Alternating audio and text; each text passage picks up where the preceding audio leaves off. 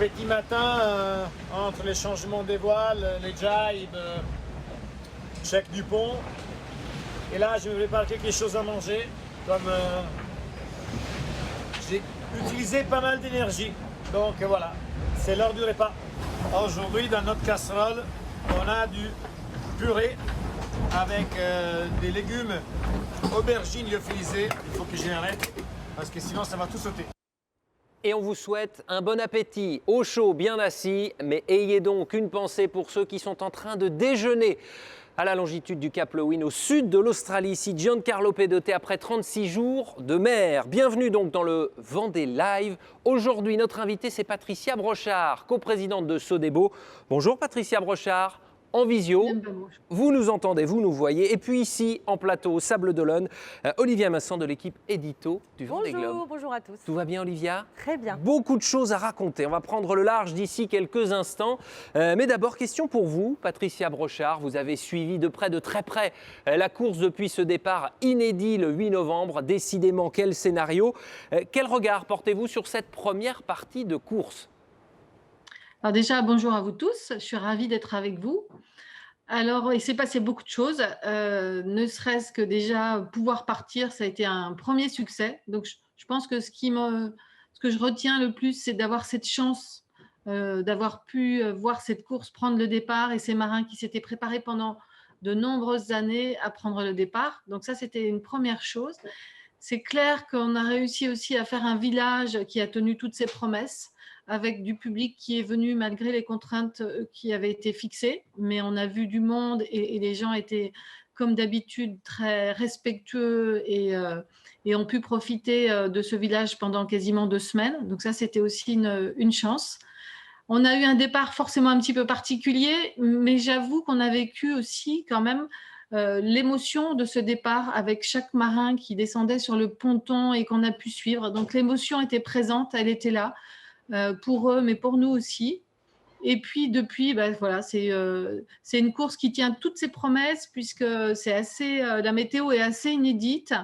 On voit bien qu'il y a pas mal de regroupements, plusieurs petits regroupements et que tout le monde a encore ses chances en fonction du niveau là où il se trouve. Mais je crois qu'effectivement, il nous offre un spectacle assez incroyable et on a des histoires comme d'habitude qui nous font vibrer. Donc je trouve que c'est vraiment une très belle course. Justement, vous parliez de cette tête de course il y a quelques instants, Patricia Brochard. Eh bien, c'est l'heure de prendre un peu d'embrun, direction le sud, le Grand Sud, avec celui qui mène la flotte, qui a franchi la longitude du Cap Lewin hier. C'est Charlie Dalin. Olivia Massin, vous l'avez joint ce matin, la mer qui était en train de s'assagir un peu.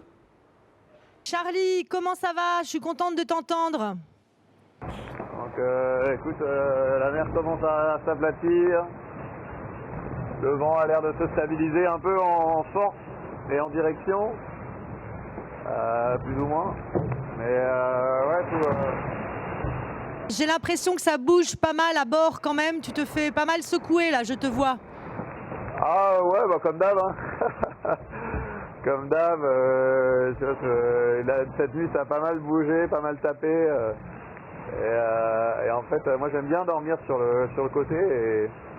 Et en fait, je pouvais pas cette nuit parce que voilà, les conditions instables qu'on a eues ces derniers jours, elles ont continué à l'être cette nuit. Voilà, avec des grosses bascules de vent et voilà, des grosses variations en force de vent aussi.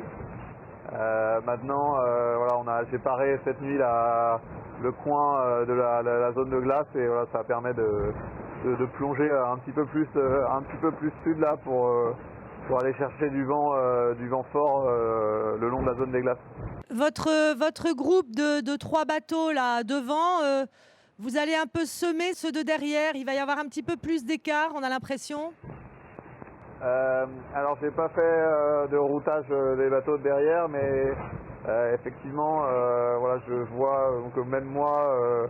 C'est du vent faible qui pousse par derrière, voilà, qui se rapproche là. On est un peu en train de s'échapper avec le vent et donc ouais, j'imagine que ça va être un petit peu plus compliqué pour le groupe des poursuivants les prochaines heures.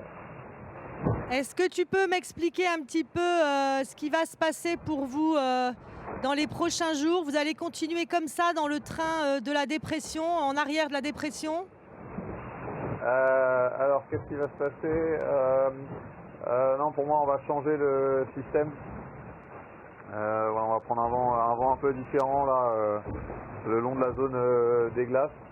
Voilà, pour moi, en fait, on va continuer à avancer comme on fait là, et le vent va graduellement tourner jusqu'à ce qu'on fasse un petit empannage, je pense, le long de la zone des glaces. Et pour la suite, c'est pas encore super clair, hein, ça varie beaucoup d'un modèle à l'autre. Et d'un fichier à l'autre, mais voilà, ce qui est sûr, c'est qu'on va plutôt naviguer plutôt sud sur les prochains jours, plutôt côté zone des glaces que Nouvelle-Zélande. Quelle est la température, Charlie? Est-ce qu'il fait de plus en plus froid? Ouais, là il fait, dans le cockpit, il fait 7,8 précisément, donc ouais, effectivement, c'est en train de se rafraîchir. Là, c'est la milieu de journée, enfin non, c'est même le milieu d'après-midi pour moi, donc normalement c'est l'heure où il fait le moins froid. Donc voilà, s'il fait 8 degrés maintenant, je pense que cette nuit il va faire, et la nuit prochaine là, comme je continue en plus à faire un peu de sud, il va faire entre 4 et voilà, autour de sûrement 4-5 degrés. Donc ouais, il va continuer à baisser plus je vais me rapprocher de la zone des glaces. On a eu de la chance avec plutôt pas mal de ciel bleu ces derniers jours. Voilà, aujourd'hui on est sur des conditions un petit peu plus typiques, on va dire, du sud, avec du gris et du froid. 7,8 degrés donc dans le cockpit d'Apivia. Olivia Vincent, c'est vous qui l'avez joint. Ça s'agit, on a du mal à le croire. Patricia Brochard est toujours notre invitée. Mais Olivia, justement, vous nous offrez un grand écart puisque vous allez survoler l'océan Indien. On va le faire avec vous. Le Cap Lewin hier pour Charlie Dalin, tandis que les autres sont au sud de l'Afrique du Sud. C'est bien ça? Oui, tout à fait, Maxime. Alors, je vais vous emmener survoler justement l'Afrique du Sud et Cape Town, où est arrivé Fabrice Amedeo hier. Son équipe technique est en route. Et après la résolution de ses problèmes d'informatique, eh bien, New Star et Fenêtre repartira par la mer via l'océan Atlantique. Alors, on part survoler la queue de flotte qui navigue en avant d'une dépression à bonne vitesse dans le nord des îles Crozet. Harry Uzuela glissé ce matin à plus de 17 nœuds. Jérémy Bayou sur Charal continue de grignoter ses camarades de jeu les uns après les autres. Ce matin, c'était Miranda Meron qui se faisait doubler. 400 000 devant, Groupe Cétain est enfin sorti d'une zone de vent calme, comme Medalia et One Planet One Ocean qui naviguent bord à bord exactement de la même manière au virement de bord près. 400 000 devant encore, c'est la misère pour Stéphane Le Diraison et Arnaud Boissière, collés dans l'anticyclone des Mascareignes qui n'en finit plus de s'étendre dans le sud de l'Indien. Moins de 2 nœuds de vitesse pour Time for Ocean, c'est dur, c'est très dur à supporter pour un compétiteur. Même punition pour Alan Roura dans le nord des Kerguelen qui avait pourtant bien creusé l'écart. Et pour l'Occitane en Provence, eh bien, les affaires reprennent. Armel Tripon a un coup à jouer pour recoller à Clarisse Kremer et Romain Athanasio. Plus loin, le long de la barrière, exactement, plus loin le long de la barrière de sécurité de la marine australienne Lamsa, Maxime Sorel décroche un peu suite à des déchirures sur 2 de ses voiles d'avant. On en reparlera tout à l'heure. Et puis 8 IMOCA ont doublé la longitude du Cap Lewin, le dernier étant Boris Herman à 9h09 exactement tout à l'heure. On notera de faibles écarts de temps de passage entre Benjamin Dutreux, Damien Seguin, Jean Le Cam. Et en tête, Charlie Dalin et ses poursuivants sont en train de prendre la poudre d'escampette sur l'arrière de la dépression australienne. Merci Olivia de nous avoir offert ce survol de l'océan Indien. Il y en a un donc qui traverse une bonne période en ce moment. C'est celui dont vous venez de nous parler, Armel Tripon, skipper de l'Occitane en Provence. Bonjour Armel Tripon. Bonjour. Armel, est-ce que ça va toujours aussi vite pour vous? Quelles sont les conditions en ce moment?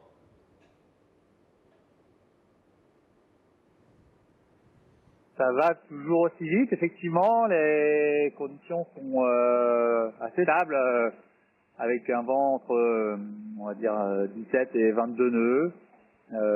Voilà, qui va, au fur et à mesure, à donner pour me permettre de jiber et repartir dans l'est. Voilà.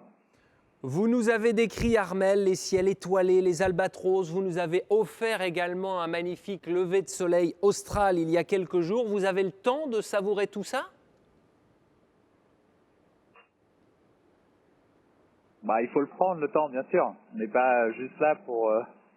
on est là, bien évidemment, pour faire avancer un bateau, mais on est quand même sur une course dans un milieu naturel exceptionnel. Donc, si on passe à côté de ça... enfin, en tout cas, si moi, je passe à côté de ça, je rate quelque chose. Donc, je suis venu faire cette course pour ces contrées magiques et pour ce décor. Donc voilà, je m'en imprègne et ça me nourrit et voilà, ça me permet d'être encore plus fort. Certains marins parlent d'une introspection pendant le tour du monde. Est-ce que c'est votre cas?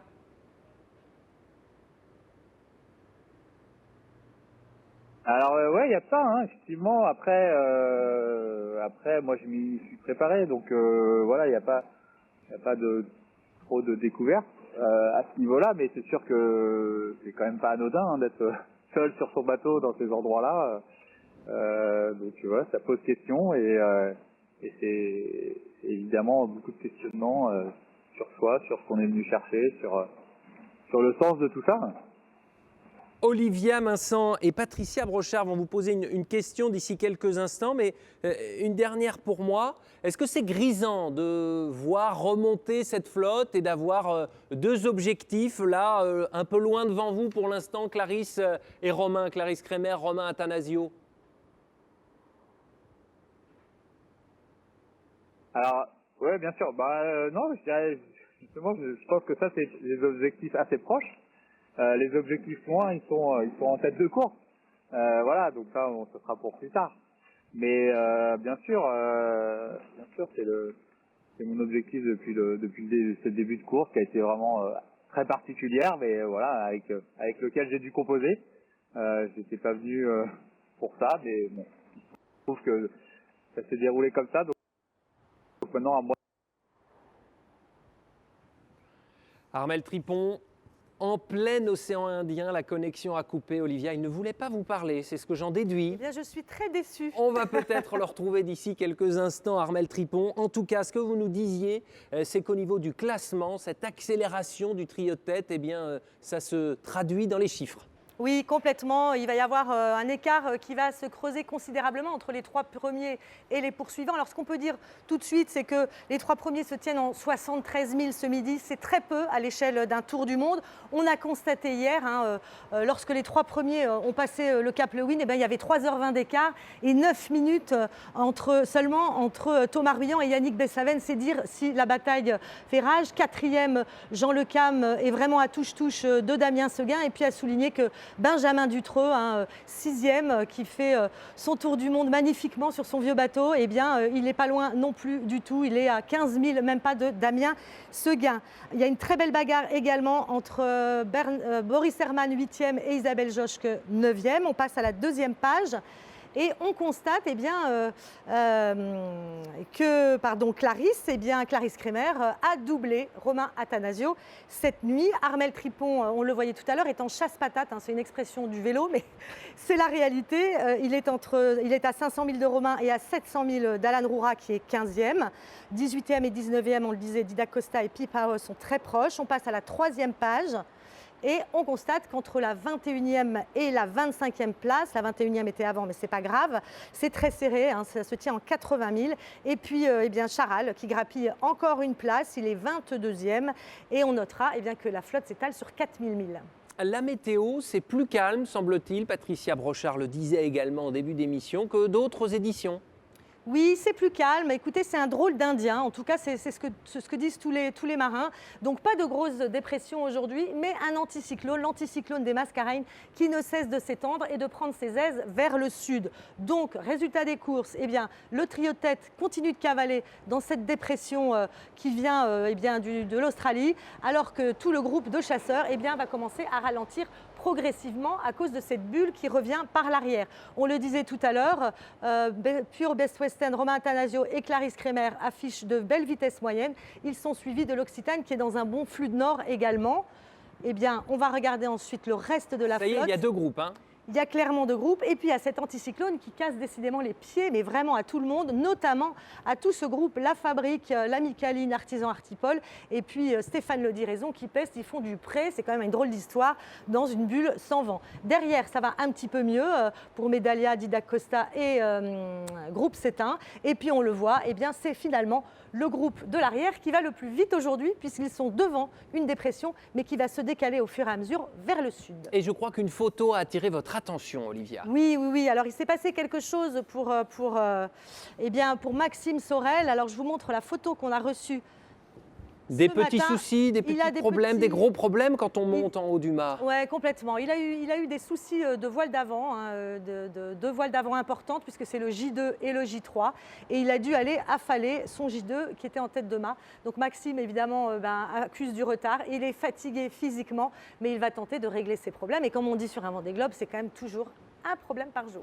Merci Olivia Vincent. Alors on s'agite en coulisses, on vous dit tout pour essayer de raccrocher, retrouver la connexion avec Armel Tripon qui semble être perdu. Il n'empêche, votre réaction, vous Patricia Brochard, donc coprésidente de Sodebo, nous sommes des millions finalement à voyager avec Armel Tripon et les skippers du Vendée Globe.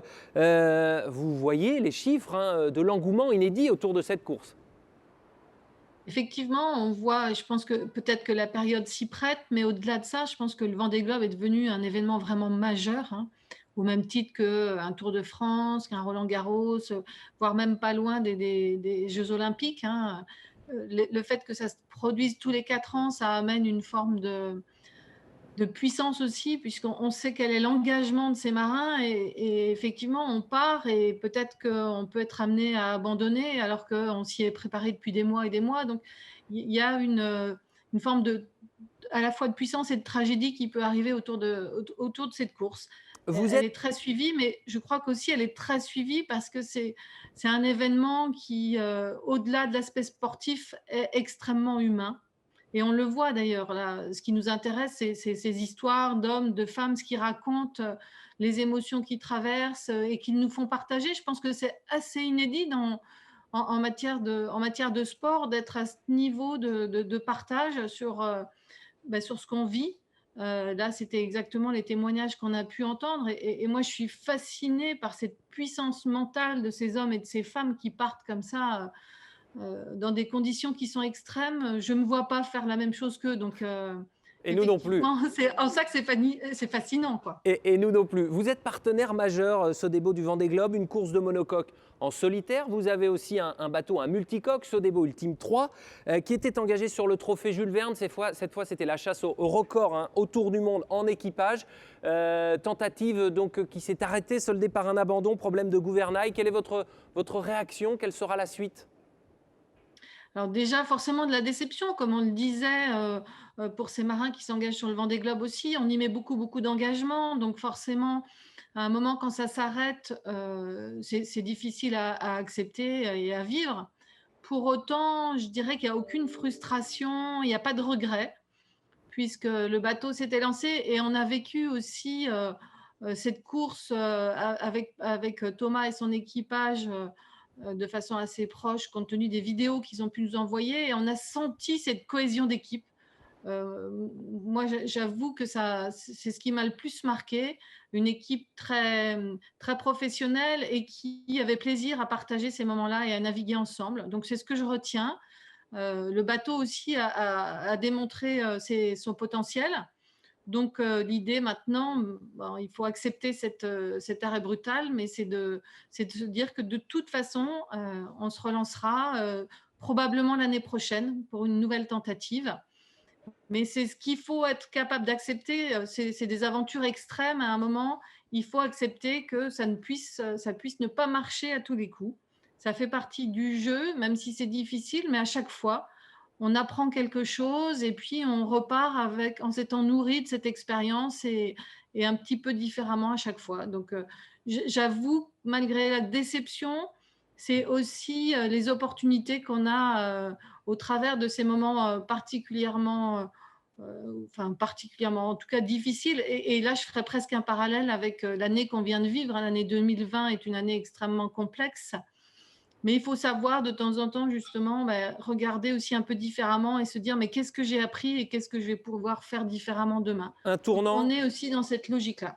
Un tournant, donc 2020, il y a une autre année qui était un tournant. Souvenez-vous, souvenons-nous, 2000-2001, édition du Vendée Globe, à laquelle avait participé un certain Thomas Coville avec un bateau à vos couleurs. Il avait terminé, regardez, 6e cette année-là. Quel souvenir en gardez-vous? Et puis surtout, c'est de là que tout est parti pour vous. Effectivement, en tout cas, quand on s'est engagé dans la voile, c'était pour participer au Vendée Globe. On est Vendée 1. C'est sur nos terres, donc c'était notre rêve et notre ambition. Je reconnais le bateau qui était très marqué avec ses codes couleurs et qui portait les couleurs de l'entreprise et le début de notre long engagement dans le sponsoring Il y a voile. d'ailleurs une question, pardon de vous couper, Patricia Brochard, sur les réseaux sociaux à ce sujet. Pourquoi s'être relancé dans le sponsoring voile? Question que nous pose Claire sur les réseaux. Eh bien, en fait, on avait besoin de faire connaître l'entreprise, ses produits, la marque, et on voulait le faire assez différemment des publicités classiques, parce qu'on avait envie de raconter l'entreprise. Et le sponsoring voile, pour nous, c'était une belle façon de le faire au travers de ses valeurs et au travers des présentations qu'on pouvait faire au départ de course, donc, et de créer un lien un peu différent avec nos consommateurs. Et j'avoue qu'on ne l'a jamais regretté parce que les valeurs qu'il y a autour de ce sport sont quand même assez extraordinaires. C'est des valeurs humaines, c'est des valeurs d'engagement, de responsabilité, de partage, de respect quand on voit ce qui s'est passé une fois de plus sur ce Vendée Globe. Et on a besoin de ces valeurs-là qui sont simples, authentiques, avec de l'émotion. Et c'est ce qu'on avait aussi envie de montrer de l'entreprise, puisque c'est des valeurs qui nous ressemblent et qu'on apprécie particulièrement. Et ces images des mers du Sud filmées par Thomas Coville en 2000, eh bien, nous en avons reçu d'autres encore plus belles par la définition, mais les couchers de soleil restent les mêmes. C'est l'heure donc des stories du large préparées par Alain Polac, Éloine Catteret et Frédéric Olivier. This is Australia. We are here in Orange Dodge. And this is Cap Leuven. Et voilà les amis, un grand moment. Je suis en train de passer la longitude du Cap Leuven que j'ai matérialisé ici. On a passé le Cap Leuven cette nuit, donc ça c'est cool. Maintenant direction le Cap Horn.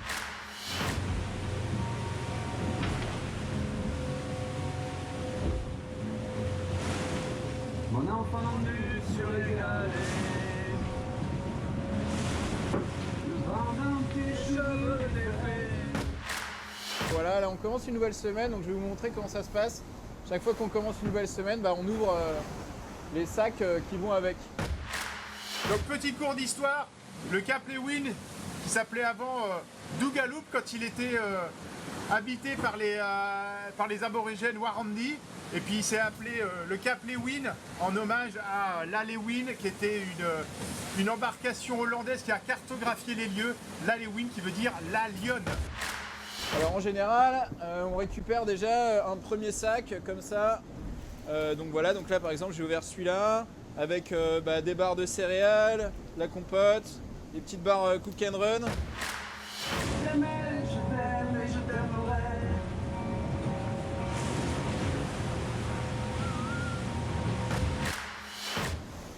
Un plat sous vide, un haddock aux lentilles, des petits déjeuners muesli et puis des plats lyophilisés. Dans